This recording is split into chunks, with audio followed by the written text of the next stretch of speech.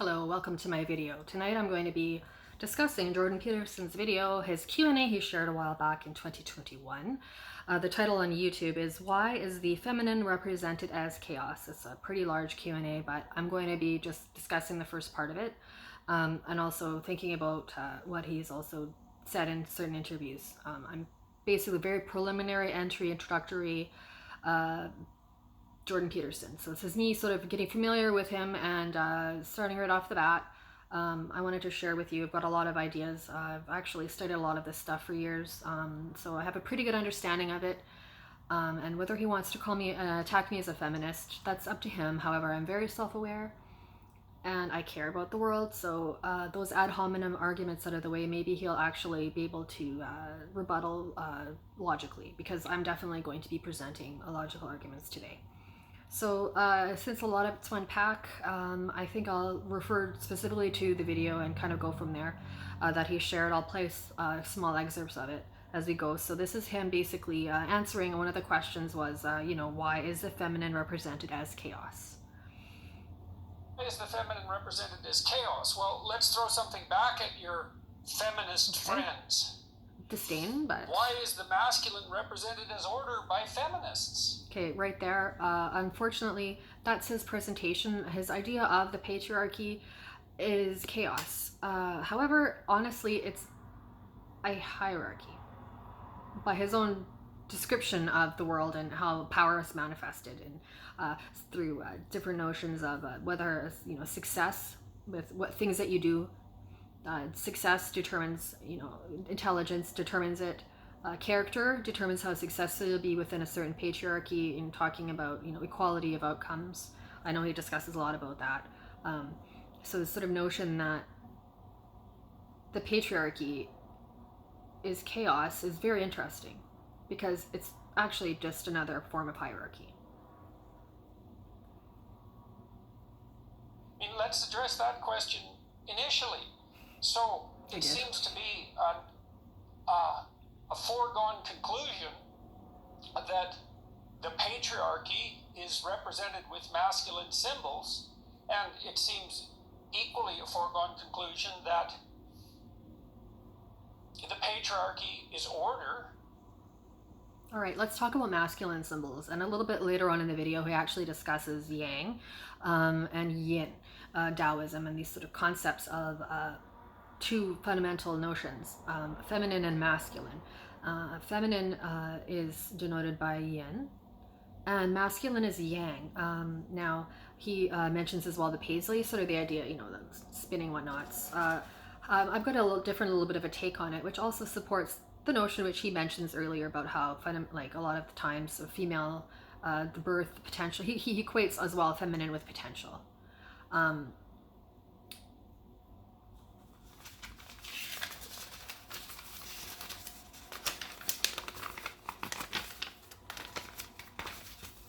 If I could find it, I might edit this. So you got yin here, yin and yang. This is another way to present it, which is something that I've actually worked through myself for many years.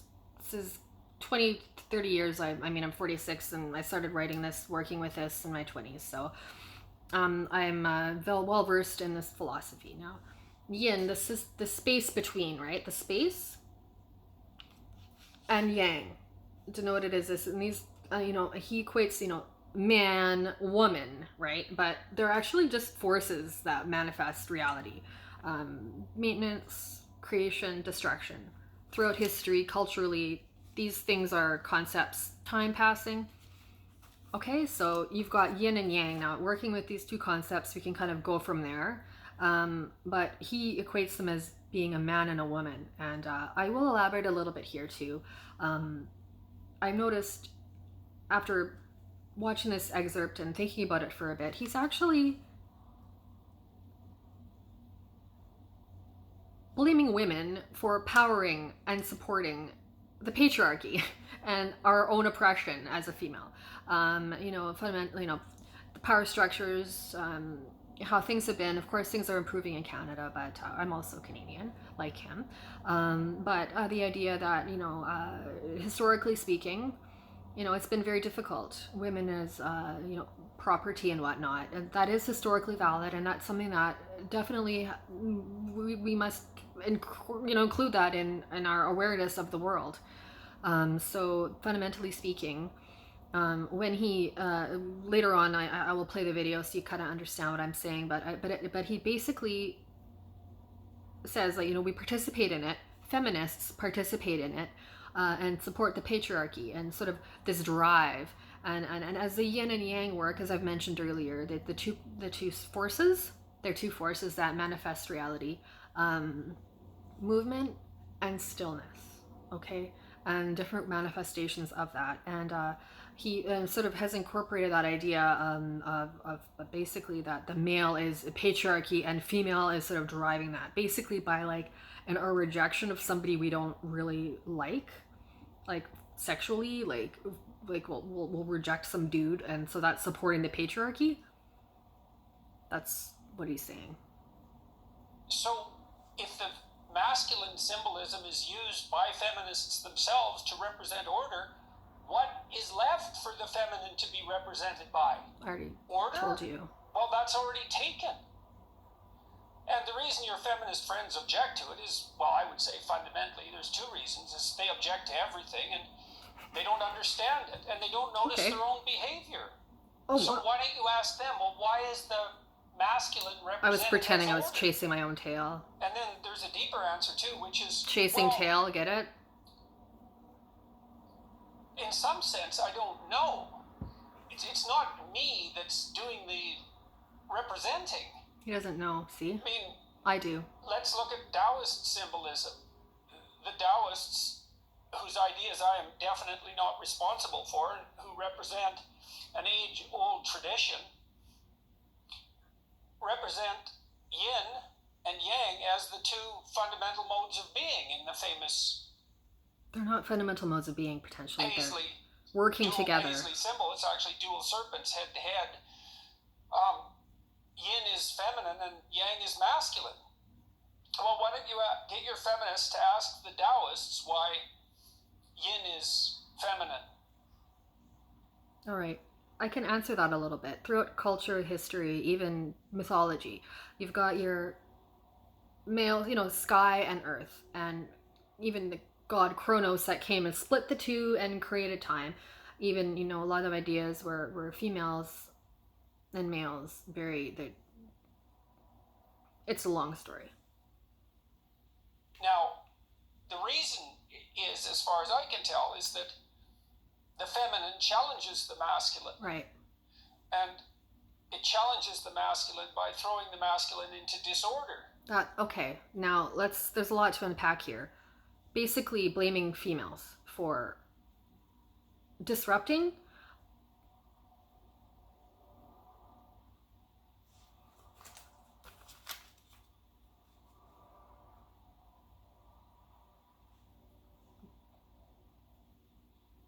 that's wrong. I don't know how else to say it. I mean, this is going to be kind of draw a blank here because, I mean, my philosophy is just so incredibly way more than this.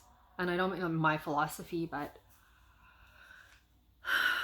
movement, stillness, things manifesting. Okay, I'll start with my own words, and I can always edit.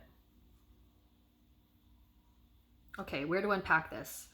All right, so as I mentioned earlier, you've got your yin and yang, also denoted as two ideals as well, sort of these absolutes, where you've got solid, right, the yang, where you've got solid, right, you've got a boundary barrier, one thing separated from another thing, you know, philosophy, like, you know, lots of different ideas, and then you've got your space. Now, the absolutes, the absolute space, when he mentions potential female or feminine, of course, that to one extent is sort of an expression and understanding of the one side of it.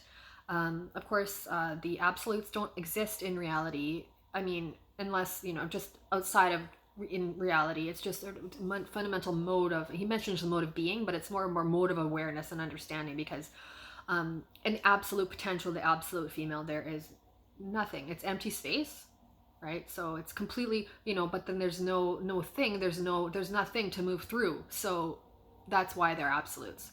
And if you work with these two concepts, the yin and yang, the absolutes, you see how they work together, and much more than a man and a woman.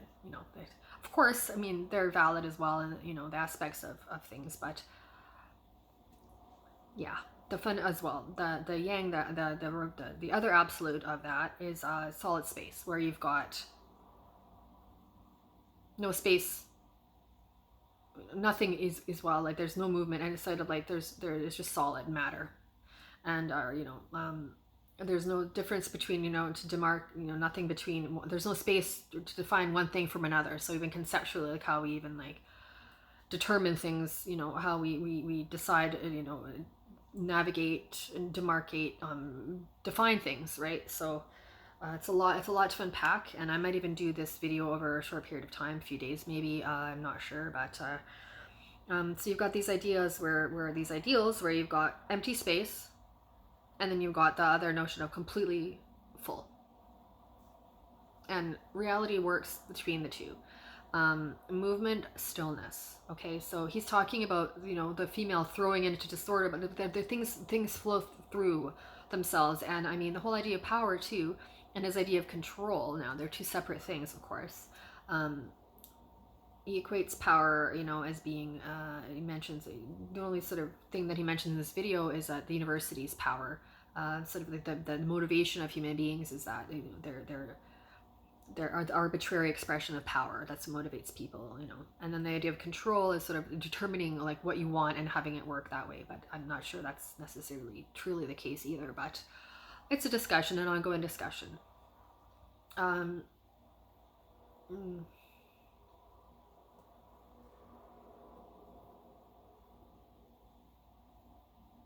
It's very difficult because disdain. And it does that primarily through rejection.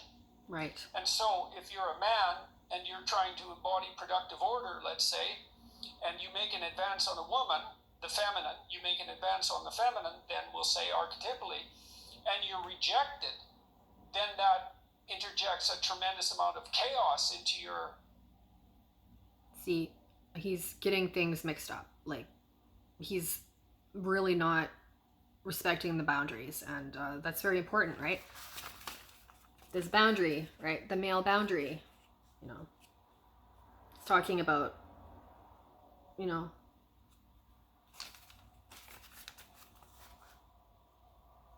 women basically being to blame for being treated like crap, basically owned. Existence, the chaos that's attendant on such a fundamental rejection. And that rejection may require a total rethinking of the order. Yes, let's do that right now. I'm doing it. The order, at least as it's manifested by men, the masculine, is to be attractive to the feminine.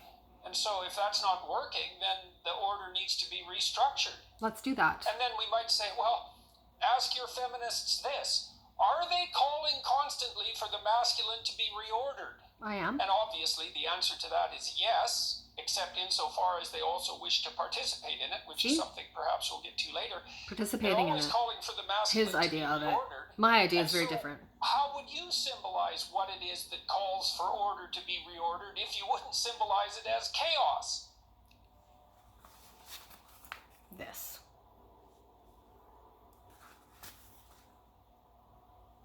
So, I guess I'm somewhat annoyed by this. Really? By all appearances. I guess it's because... I'm not. Well, I am, but... me doing this symbolic labeling, which is another thing that my critics don't seem to understand. Oh, I know. didn't invent these symbolic domains. Far from it. You're interpreting them wrong, though. Drawing people's attention to them. In a wrong way.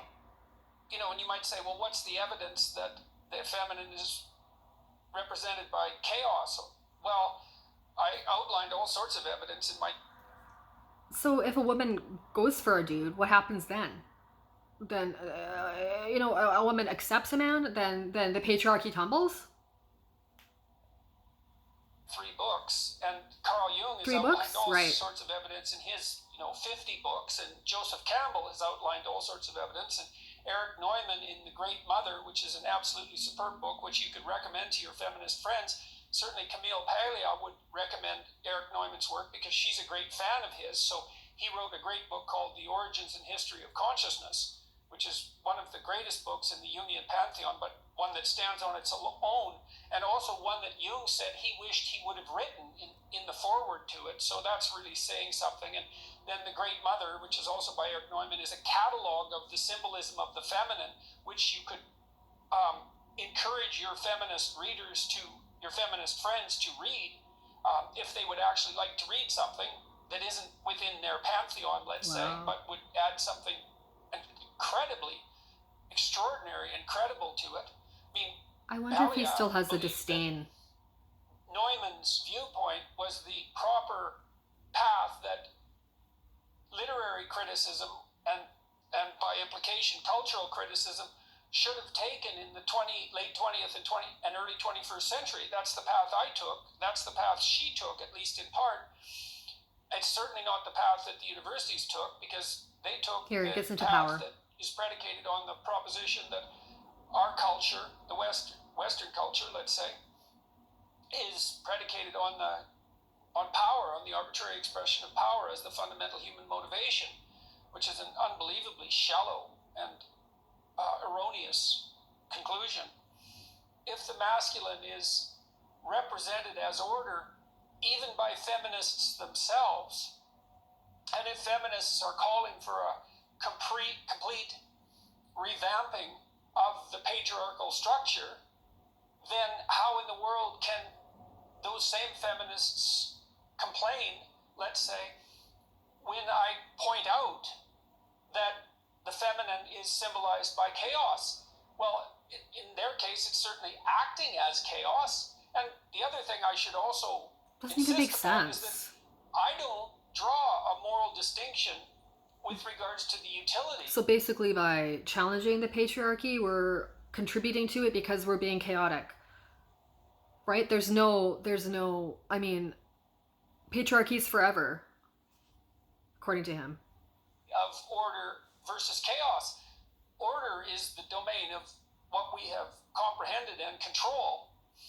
And we certainly want to comprehend things and control them because we want things to turn out the way we want them to turn out. And that's the domain of males, is having the control.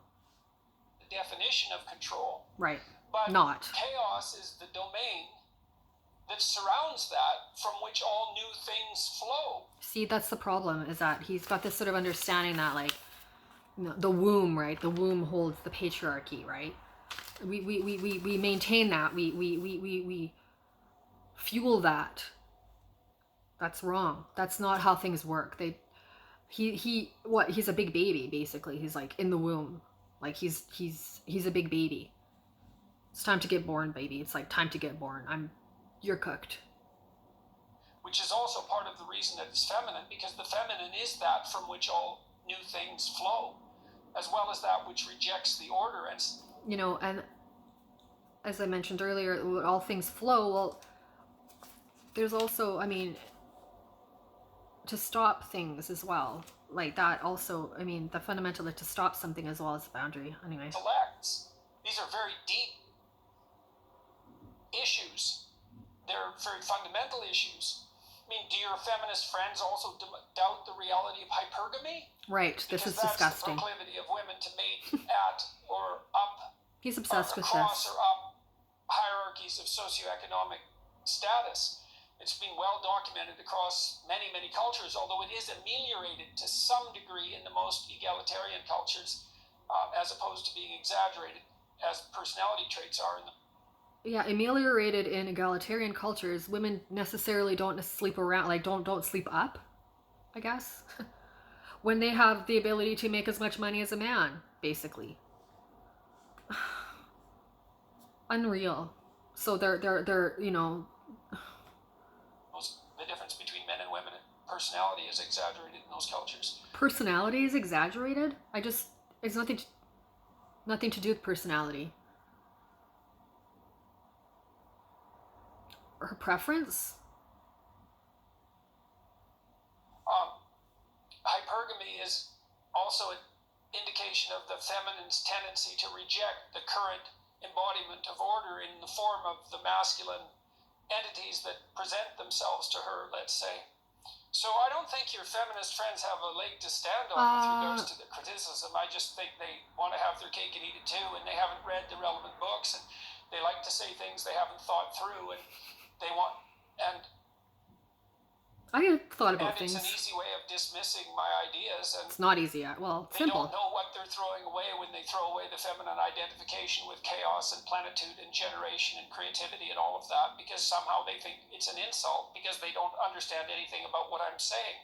I understand, actually. I guess I'm a feminist, but because I don't understand why he has decided that because of the hierarchy that we live in today, the structure. I mean, he doesn't deny patriarchy exists. He actually justifies it, and again, that the female creates that, challenges that patriarchy, right? Challenges the order, but also fuels it,